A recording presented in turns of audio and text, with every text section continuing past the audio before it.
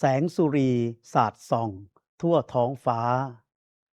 ดุจเดชาพระบารมีสีสยามทรงครองตนครองธรรมสง่างามเป็นแบบอย่างทั่วเขตคามนานเนืองมาทรงมุ่งมั่นบำเพ็ญพระราชกิจด้วยดวงจิตห่วงใยไทย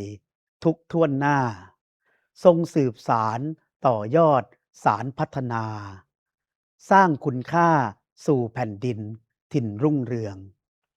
วาระมหามงคลชนแท้สองทั่วทั้งผองพร้อมใจใฝ่ฟูเฟื่องถวายพระพรชัยมงคลจำรูนเมืองทรงรุ่งเรืองพระเกษมสถาพรด้วยเกล้าวด้วยกระหม่อมขอเดชะข้าพระพุทธเจ้านายชัชวาลเบญจสิริวงศ์ผู้ว่าราชการจังหวัด101พร้อมด้วยผู้บริหารข้าราชการและเจ้าหน้าที่จังหวัด101